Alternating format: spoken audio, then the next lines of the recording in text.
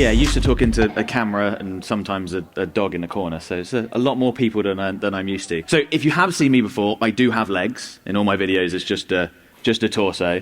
And yes, I am shorter in real life than you might expect. I do think the schedulers did me a bit of a disservice by putting Aaron on, who's the basketball player, 6'7" or whatever, just before me. Right, so Facebook ad cheat codes. So you guys have been consuming loads of content.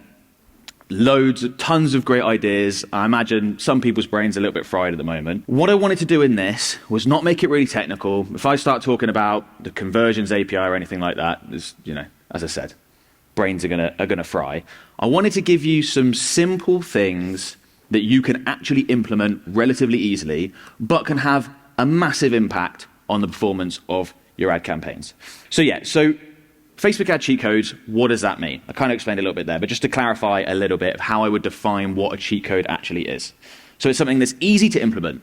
I think that a lot of people in this room probably aren't lazy enough, which is different advice than what you'd get from most people. I certainly started this way. You think the answer to everything, the solution to every problem is just maximum effort, work as hard as you possibly can. And I actually think that sets you up for difficulties, but also means you won't succeed as much as you'd like to, because you're not trying to find the most efficient way. You're not trying to find the things that you can change that have the most leverage. So I do think it's actually really important to be like, what's the easiest way we could get to where we want to go with this? So easy to implement would be the first thing. Second thing is it can realistically double or more your return on ad spend. So for those of you who aren't familiar, return on ad spend is, ROAS is return on ad spend. It's the Facebook advertisers' way of measuring return on investment, but it's just specific to ads. Now, when I say double or more your return on ad spend, I'm talking about campaigns that aren't just a complete mess. It's easy to double return on ad spend on a campaign that's a complete mess. It's really quite difficult. It's a really high bar, what I'm talking about here with the cheat code. It's really difficult to double or more your return on ad spend if you've got campaigns that are set up well, that are doing well. I imagine there's a bunch of people in this room that have got ad campaigns running, that are generating leads, generating sales. How do we double the results from there? That's really quite difficult to do. But there are some simple things you can use that we do with our clients all the time. Okay, one thing I want to quickly clarify. I mentioned the term Facebook ads. I'm sure most of you know, but just in case there are some that aren't. When I say Facebook ads, I'm talking about Facebook and Instagram ads. I should really say Meta ads, but old habits die hard, and most people still search using Facebook ads instead of Meta ads, which are in my YouTube videos. I've got Facebook ads in the title and things like that. So there's lots of things you can do, right? You can test targeting options, you can split test placement setups, you can tweak ad creative, there's all sorts of things. Very few things will actually double or more your results. And because of the way ads work as you scale, you start off at smaller budgets usually. As you scale, if you keep your campaign the same, your ROAS will decrease. So a lot of people think if I can just get this campaign to work at £1,000 a month, £500 a month, I can then spend 100 times that and I'll have this massive business, and it just won't happen. You will see worse results as you scale, which means that in order to scale successfully, you first have to significantly improve your results. You need to be really profitable on your lower budget ad campaign results before you're able to scale. So very few double results, that's what we're going to talk about.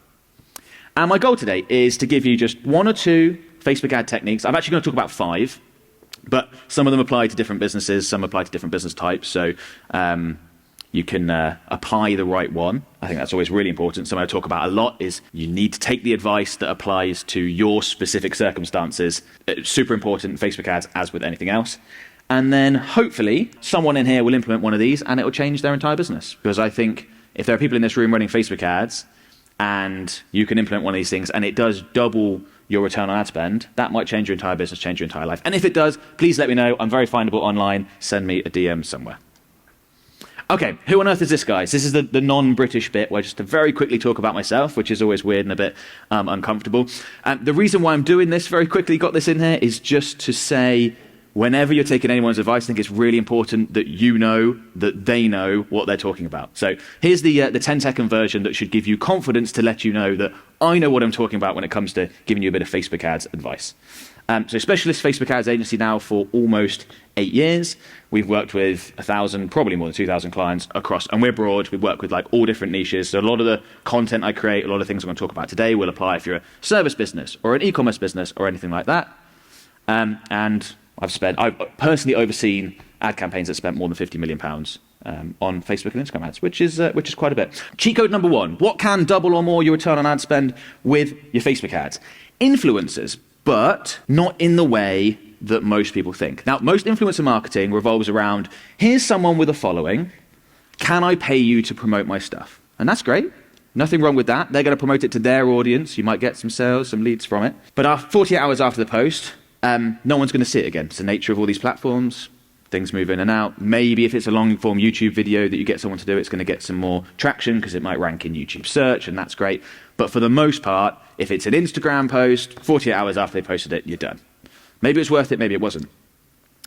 One of the things that I really like doing, that I don't see enough people do, is hiring influencers to record your video ads for you. So let's say you're a product-based business. You probably know of some influencers in your space that would be their audience is your target market, and you can send them some of your products, and you can say, look, here's some free products, test them out. If you like them, please create a product review video. You can do the same thing, obviously, with services. Just get them to use whatever it is that you do and get them to create your video ads for you. Now, why would you want to do this? What are the advantages to doing it this way instead?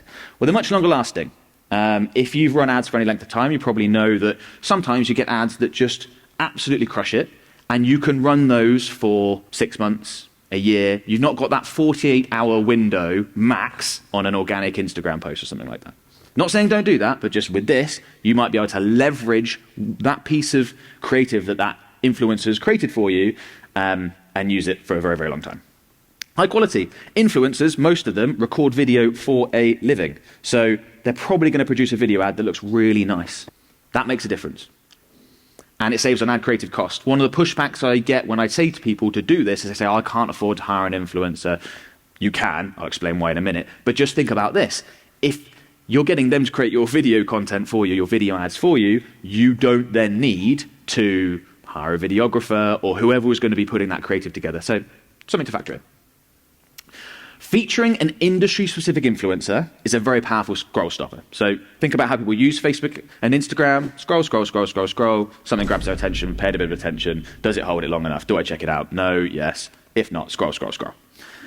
If someone in that post, there's a person in there that someone recognizes, they're far more likely to pay attention. And obviously, if they're then talking about your product, they're far more likely to find out about what it is that you offer, product, service, whatever it is.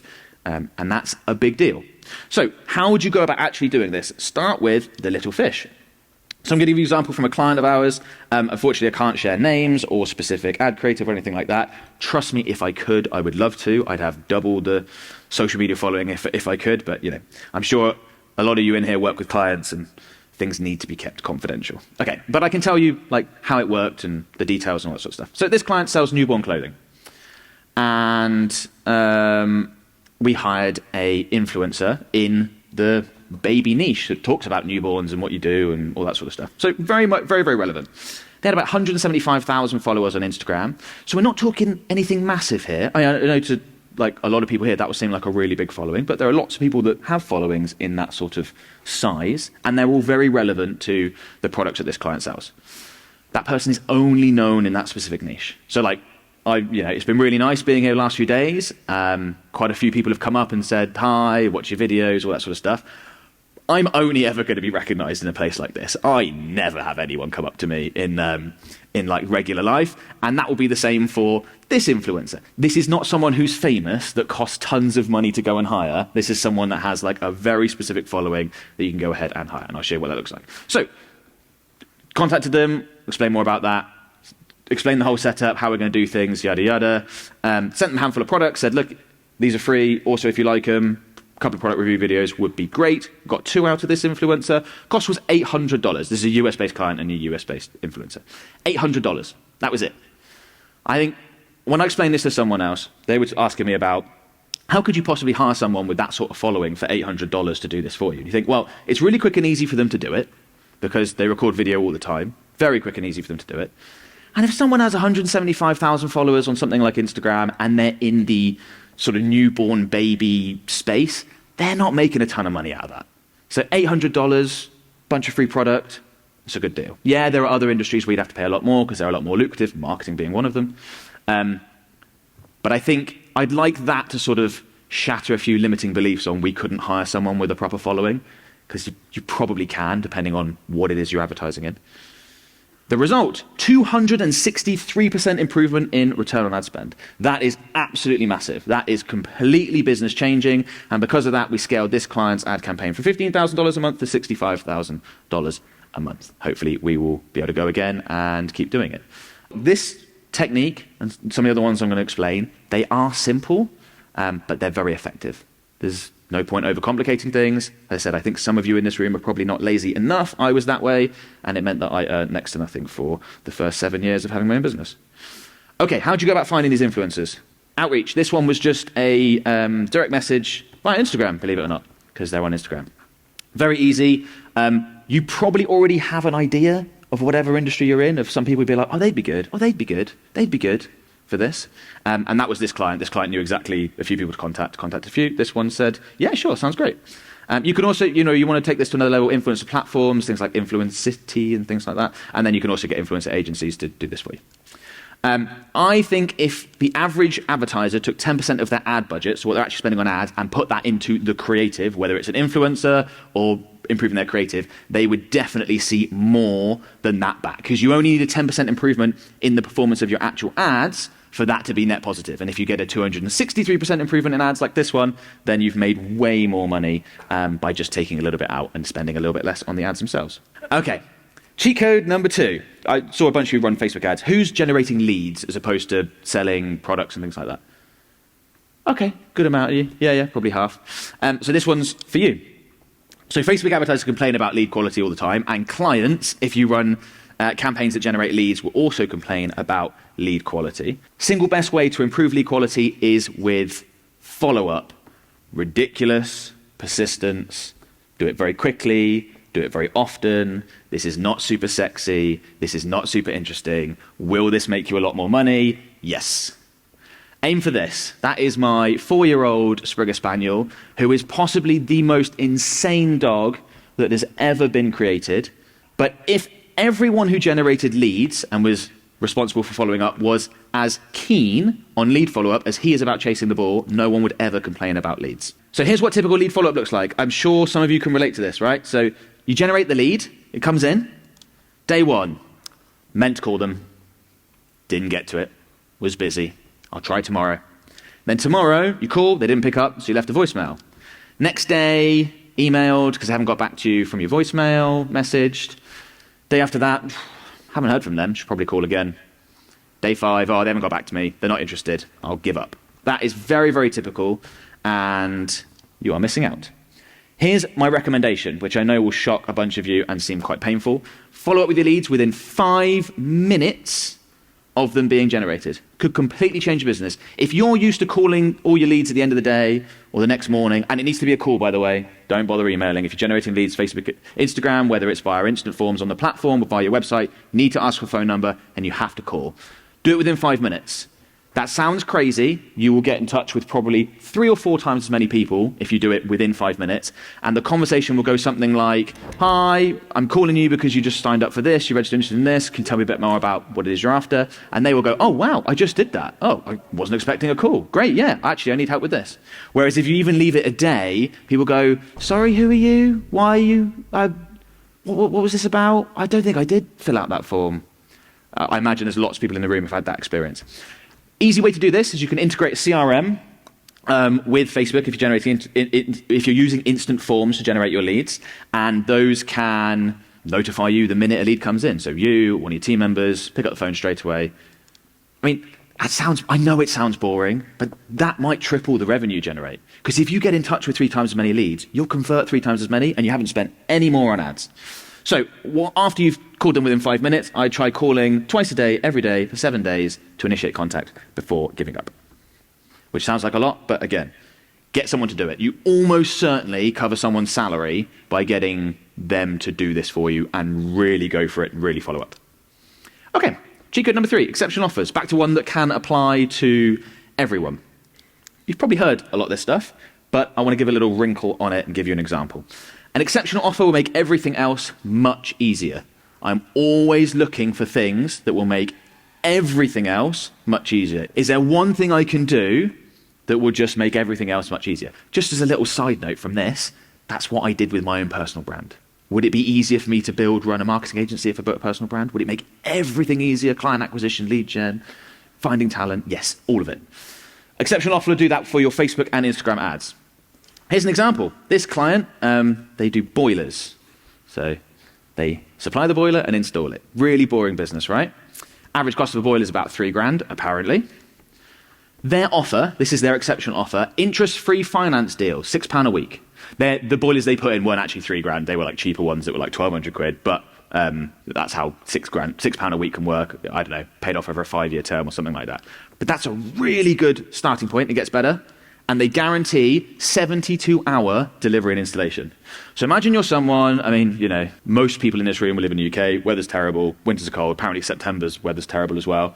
And what happens if your boiler breaks? Anyone, just show of hands, anyone had a boiler break, go down, have issues? Yeah, like loads of people, right? Absolute nightmare. You see an ad pop up. You don't have the money for it. Oh, shit, I've got to pay for another boiler. How do I put it on a credit card? That's already maxed out. Ad pops up. £6 a week, and we'll do it, guarantee it within 72 hours. That is in a boring industry where people think you can't use exceptional offers, that is an exceptional offer. Results, we generated 15,000 plus leads per month. That's actually month 1. Cost per lead is £6.50, which is incredibly cheap. Conversion rate 1 in 8. That's a ROAS of 57.7. Which, if you're familiar with ROAS, is absolutely insane. By the way, just as a side note for all the marketing agency people in the room, those results were too good. We lost the client after like 2 months because they were full for the year. And then it ended up getting sold. So if you're generating leads for businesses, you can do too good a job, and then they run out of capacity and you lose them because they just can't advertise anymore. But there are worse things to have. I can talk about it on stage, things like that. As I said, £6 a week, 72-hour guarantee delivery and installation is a fantastic offer. Someone is in that situation, which thousands of people will be right now in the UK. That is great. For more info on offers, recommendation, Alex Hormozzi's 100 million offers. That will cover a lot more about more offer stuff than I can. I wanted to give you an example and tell you that it absolutely applies to Facebook and Instagram ads. Right, cheat code number 4, industry selection. So how many people in this room could have some sort of, like, you could decide from now, future, what industry you're going to go into? How many are like, no, I've got to advertise the thing I advertise, I work for a company, business setup. And how many people are in a situation where they could choose their industry going forward? If you're just hands on, how many could choose? Yeah, okay, quite a few people. This one's for you. High average customer value. Really, really, really important. Again, not very sexy, but makes an enormous difference. And also look for low competition levels. Lots of businesses that intersect those 2 points. If you choose that, you might see everything will be much, much easier as you go along, okay? High average customer value. So the very first business I ran ads for, it was Google ads initially, and then it became Facebook ads, was my mum's interior design business. I dropped out of uni to start my own business. It did not work at the slightest. I needed some money. Mum said, come work for me, which was very helpful. But when you run ad campaigns for a business like an interior design business, it's really easy. Industry's interior design, average customer value is about £85,000. You don't hire an interior designer unless you're having a big extension or doing a lot of work or moving house and you need a load of furniture, something like that. Average cost per lead was £75. That's really high. There'd be loads of people in this room generating leads for way less than that, thinking, £75, is that what you could get? We're going for premium, they cost more. Could have paid a lot more though. And that's one of the best things. If you can choose the industry, we work with a lot of e-commerce businesses and other businesses where if they see a 30% increase in their cost of acquisition, their cost to generate a lead, their cost to generate a sale, that's just a killer for their marketing return on ad spend. They just can't do it. They're losing money. With a business like that, we could have paid 5 times as much for a lead. It would still be nicely profitable. So really high average customer values make everything really easy. If you generate leads for a business that sells a service, maybe a product, that costs 200 grand, 300 grand, and there's more of those than you think there are, it's really difficult not to make money. You could pay so much per lead, you could have a terrible conversion rate, and you're still going to work. Low competition levels. So we're in Brighton right now. How many funeral service businesses are running Facebook ads in Brighton right now, do you think? Definitely less than 10, right? I've heard a few nuns. I won't be surprised. Probably less than 5. Let's just go on the safe side. How good, let's say there are a couple running ads. How good do you think their ads are? They're going to be rubbish. Like, they really are. Like, maybe there's someone who's, maybe watched a few YouTube videos and know what they're doing. So how hard would it be to create the best funeral services Facebook ads in Brighton? Could you just win that little market? Yeah. Honestly, you could watch a couple of YouTube videos on how to run Facebook ads, and you would be able to then create the best Facebook ads for the funeral service industry in Brighton. Brighton, I just quickly Googled it before I came in here. It's about 280,000 people. Let's assume, 1 in 80 people dies a year, given, roughly how long people live. So that's 3,500 people dying every year in Brighton, all need funeral services. How much is a funeral? You quickly get to, let's say it's, 20 grand or something. That's £60 million market just here in Brighton in funeral services. So pick markets you can easily win, there's loads of money in it, and then expand out. The reason why a lot of the content I create, and a lot of things I talk about are very Facebook ad specific, is because I believe that's a place where I can create the best stuff. I do not yet believe I can create the best stuff in broader markets. Maybe one day I'll try and compete with some of the big boys, but I don't think I can do it yet. I'd much rather start where I can win, and you should absolutely do that with your Facebook ads. Where can I be the best? All the rewards go to the best.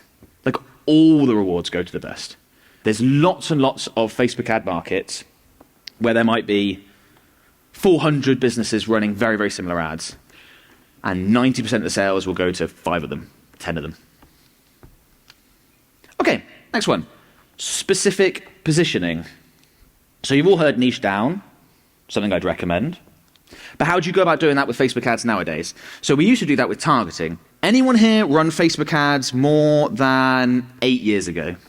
Anyone do that? Just a couple. Well, back then, it was really easy. Really specific target. You could advertise to 20 people. You get really specific targeting and advertise to 20 people. And that was really powerful. Can't do that anymore. People don't like the idea that you can do that sort of stuff for privacy reasons. So that has all been done away with.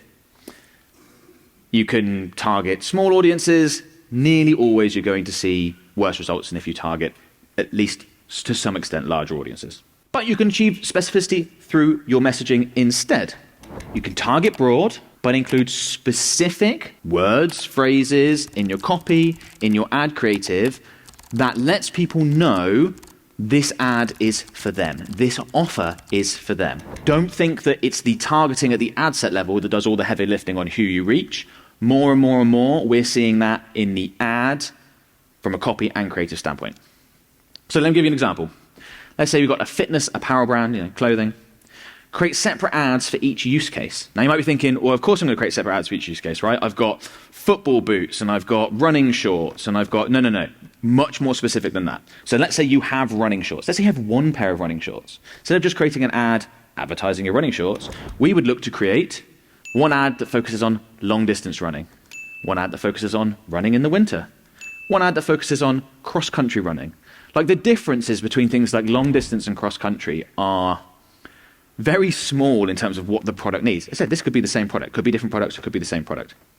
But what that will mean in terms of who your ad puts in front of initially, which dictates who responds to it, which then obviously feeds into the algorithm and that affects who it gets put in front of, is massive. With that approach, it might mean you need to do a bit more work. 40 ads instead of 4 is what I've put on here. That might be realistic. It's not too much extra effort, because if you've got your running ad, with running in the copy, you're just duplicating it, changing the copy in the next one, duplicating it, change the copy in the next one. You can do the same in the creative. It's not that complicated. But I really believe that'll be worth it. I think that's a little bit of extra effort that can double or more your ROAS. I've seen it happen. It's not super exciting of a technique, but it works. Right, why is this important? Everyone thinks they're special and have unique requirements. They don't. But we can tap into that as advertisers. So if we think about the cross-country, the running shorts I just gave, if we think about a cross-country runner, like, I identify as a I don't, but someone could. I identify as a cross-country runner. That is much more likely to grab their attention. Think about how you interact when you're on Facebook, you're on Instagram, scrolling through.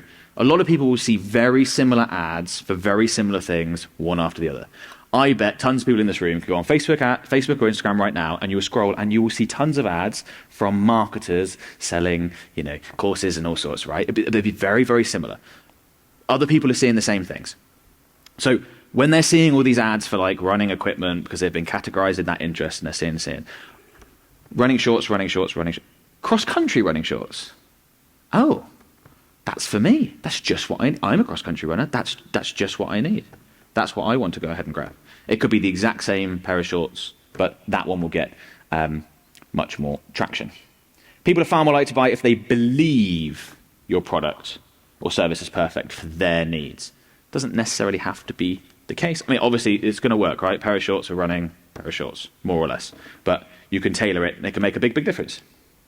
Sounds trivial, but it is not. Okay, that was the main meat of the content. As I said, there's a lot of the things that really improve your results aren't the super exciting new techniques. They aren't the fancy added bits. It's doing a lot of the basics really well, taking a little aside, and these are things that we will look to implement with our clients and that we hope get fantastic results. First of all, please.